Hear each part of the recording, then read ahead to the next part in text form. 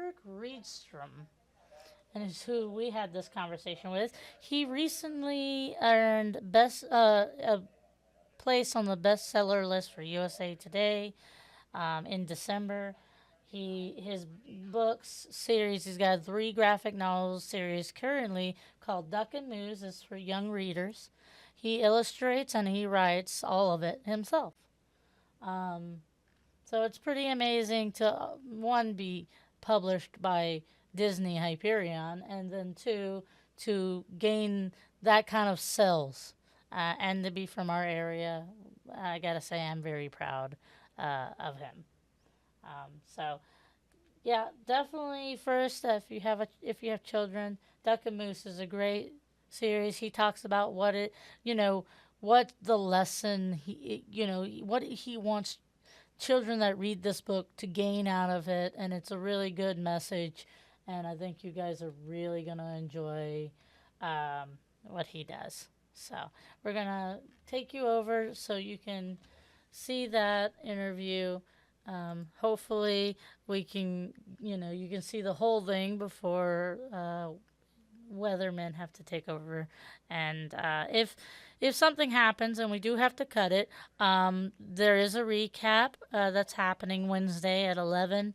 And I also will still be publishing the article with the full interview in it if something does happen. So, all right, guys. You guys enjoy this. I know I certainly enjoyed this conversation. And I'll talk to you afterwards if we make it through. Hello, I'm Brittney Hazelton, and this is ArkLaTex Artistry, where we explore the arts in our area. Today's guest is a Shreveport novelist and illustrator who did a early years graphic novel that has been listed on USA Today's bestseller list. Go ahead and introduce yourself. Hi, I'm Kirk Reedstrom. I am an author and illustrator. So I have a 3-book early reader graphic novel series called Duck and Moose. They all came out this year from Disney-Hyperion. I like to say that I make funny kids books with heartfelt characters and a little bit of mayhem. Well, that's great. So let's go back before we get into your novel, graphic novel, a little bit. When did you have an interest in writing and in drawing? Yeah, well, since I could hold a pencil. So I'd always liked to draw and write as a kid.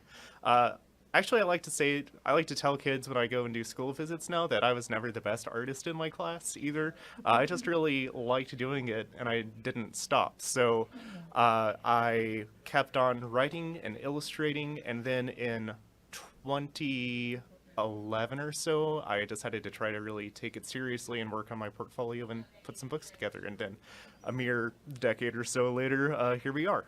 Well, you got to take the steps somewhere, and finishing one project at a time, is the thing. I think a lot of artists, at least the drawing artists, I don't know about writers, they get their stuff together better than we do.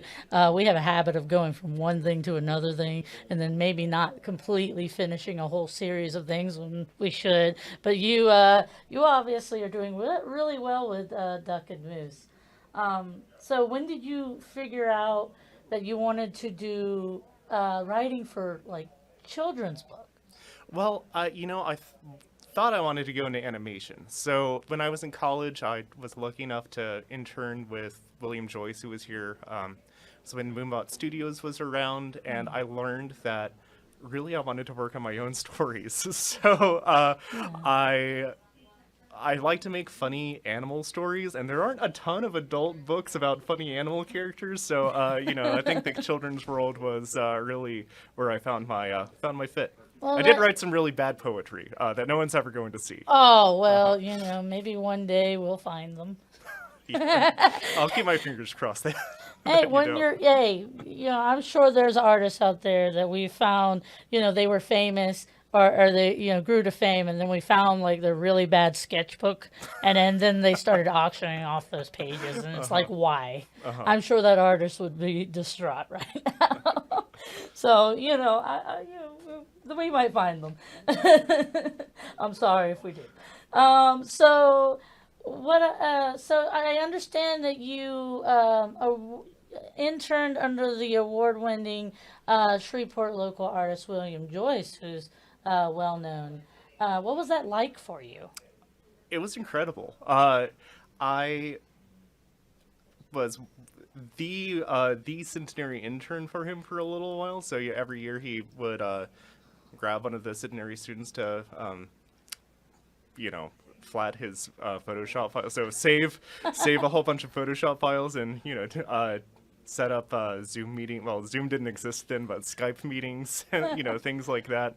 I got to see firsthand what it looked like to be a professional Yeah. creative, which was, I mean, an absolute invaluable experience.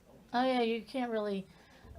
Normal education probably really doesn't give you that experience, like the raw, like, hey, what does it take to get to that point? Like, and that's a very rare opportunity that you got, and I'm sure it helped you along the way to where you are now. I'm sure. Oh yeah, absolutely. You got to see how much work it actually was, because Yeah. when I went in, I was like, oh, kids books, so cute, super fun. And then you could see that it actually does take quite a bit of work to be able to get something done, or to Not finish as something. easy as Uh-huh. one would think it is. Yeah. So, tell me a bit about Duck and Moose, your Duck and Moose series. Can you describe the main characters' personalities to me?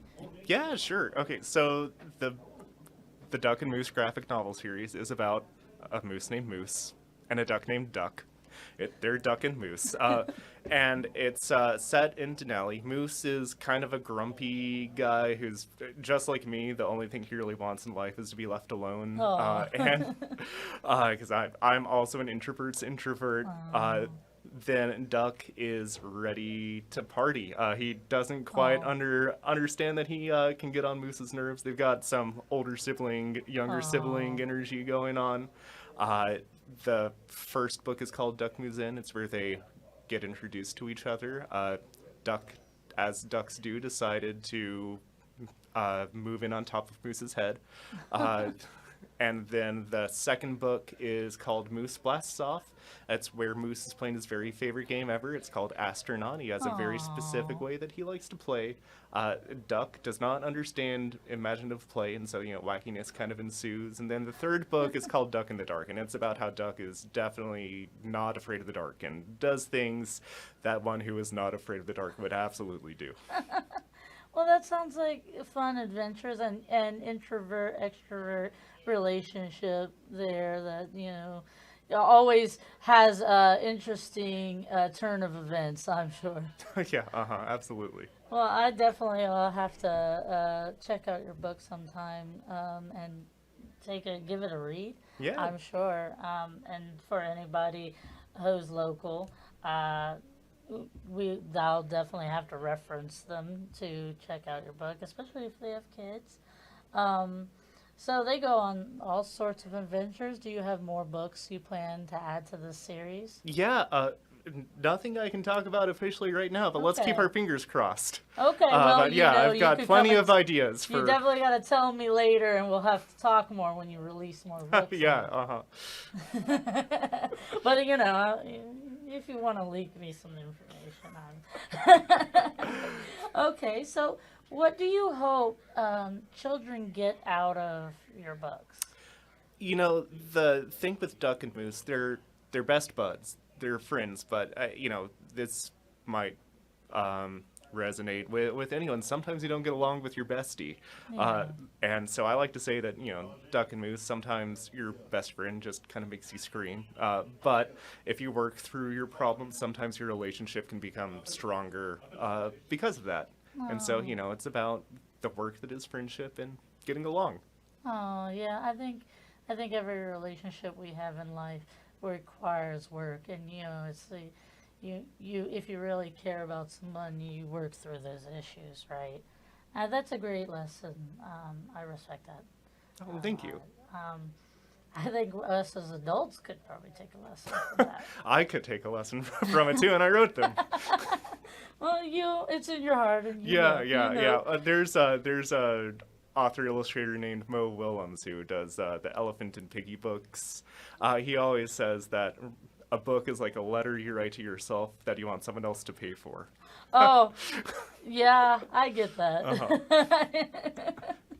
Okay, so can you tell me a little bit about the process you have to illustrate and create your books? Sure. So I do all the sketches digitally on an iPad because I'm fast like You that. know what? I do all my sketch work on a phone. Oh, really? So, All right. yeah, we're not. I get that too. Well, cool, cool. And actually, I should back up. I also just use a sketchbook too. So I will, do a lot of notes and thumbnail illustrations. I don't. A lot of people will ask if the pictures or the words come to you first, and the answer is neither and both. So they both come to me at the same time. So I'll jot down notes of things I think like dialogue would look like. Do some little thumbnails. I'll pace around my house a lot because that's a very important part of the process.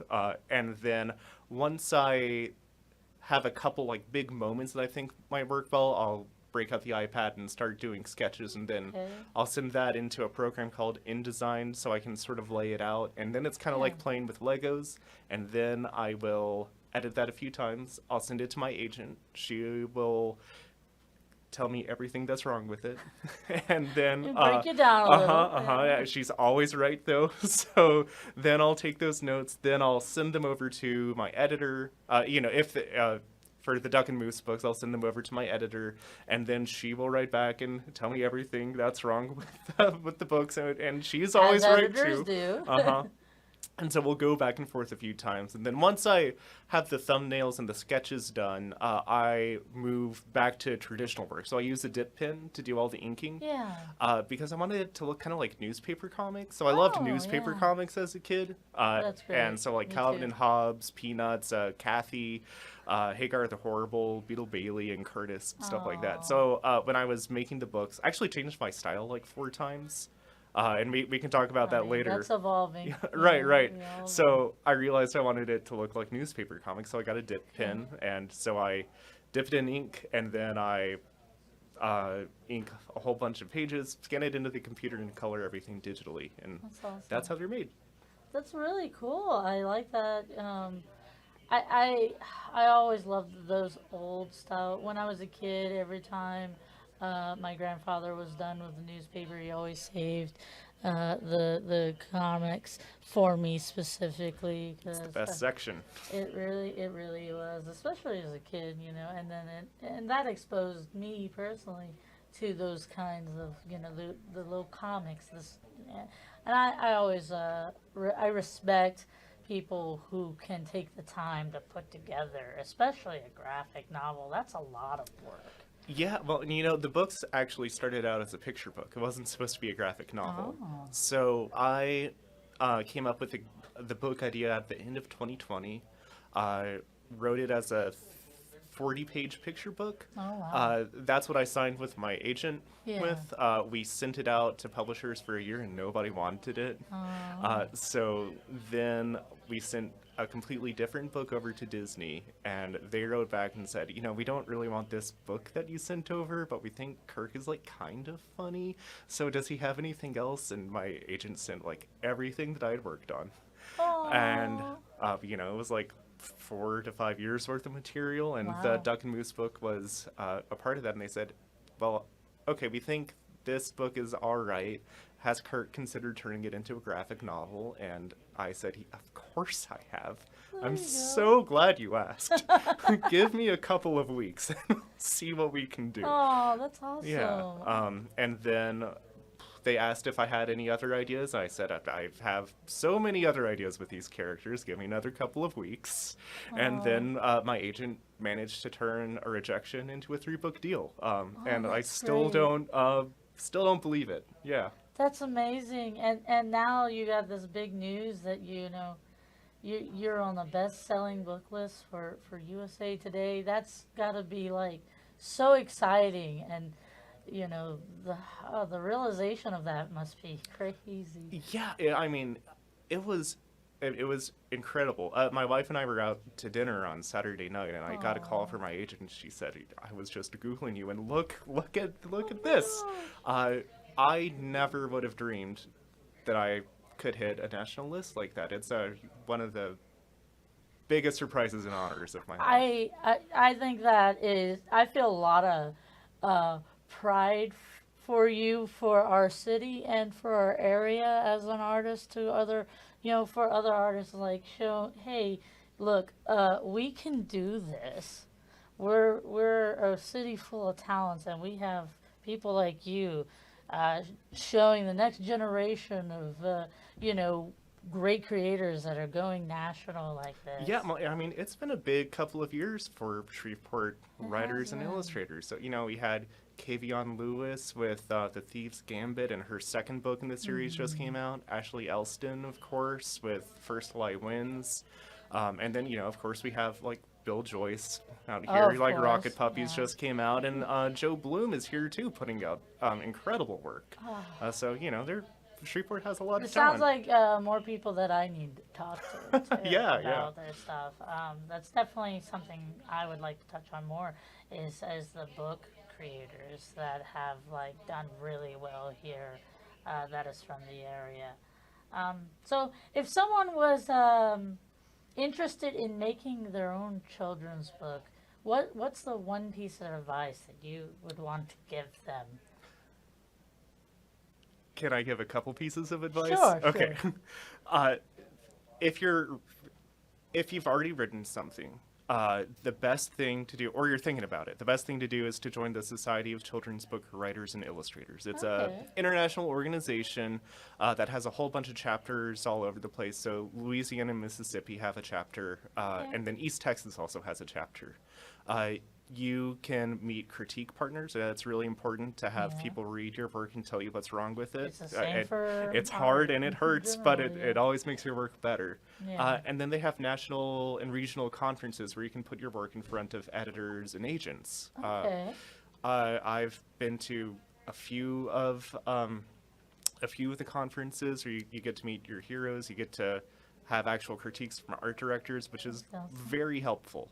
The second piece of advice I would say is to read as much as you can. So read widely, read diversely, read what what's coming out right now, so you can see Yeah. what the market looks like, and don't forget about the books that made you fall in love with children's literature Oh to yeah. begin with. And I imagine seeing what is selling at the time, the kind of story narrative and telling that people are enjoying.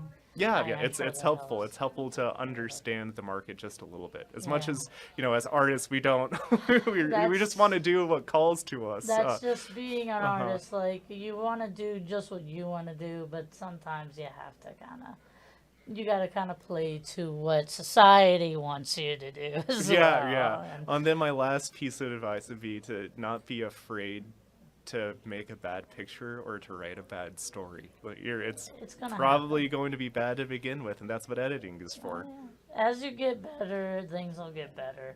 I've had a lot of bad art pieces in my life. I think that's just part of growing. You learn something from everything you draw. It doesn't draw or write.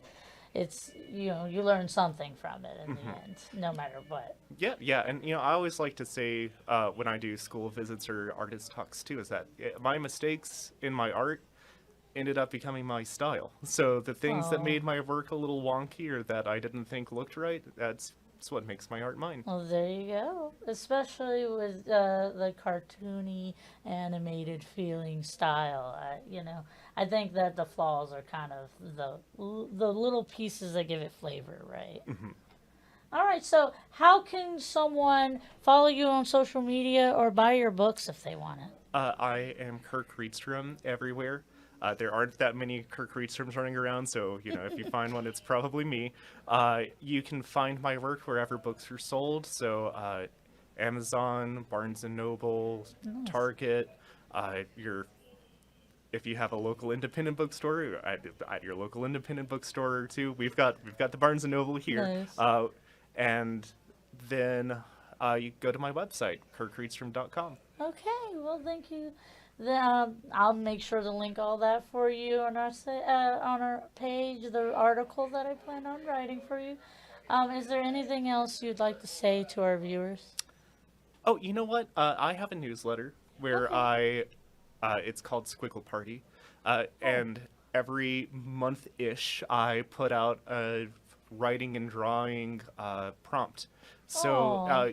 I do something called the Squiggle game, where you draw like a little squiggle. You probably played it when you were a kid, and then you turn it into something. Oh, So okay. I like to start with a mistake and turn it into a story. Oh, that's awesome. I'm sure the artists would enjoy Yeah, checking that out. We always like good prompts. Uh, so why so many of us do Inktober, I'm sure. right. Uh huh. All right. Well, thank you so much, Kirk, for coming in and talking to me. Let me know when you're ready to promote your next book, and we'll have a good conversation about that then. Absolutely. Thanks so much, Or Brittany. or if you have any gallery things, because I've known you've done things with Oh, Norton and you know stuff. what? I've got a piece up at the Norton right now for their holiday show. Oh, Uh well, there huh. you go. So, guys, if you go by the Norton, look for Kirk's piece there, and during the holiday show, that's awesome. Great to know. Thank you so much for stopping and talking to me. Thank you. It's been a real pleasure.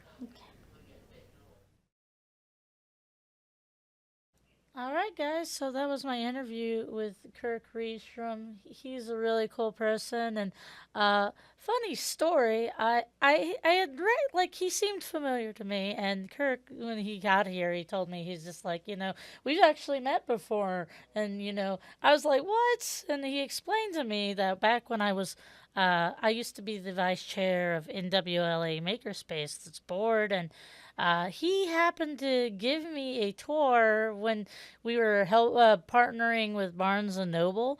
He was the one giving me and the other Makerspace people a tour, and this was back in like 2016, 2017, somewhere in that time frame, and I didn't even realize it was the same person until we ran it. Like I invited him to come to the studio and talk to me, and then it's just like, oh, that's where I recognize you from. I wasn't sure.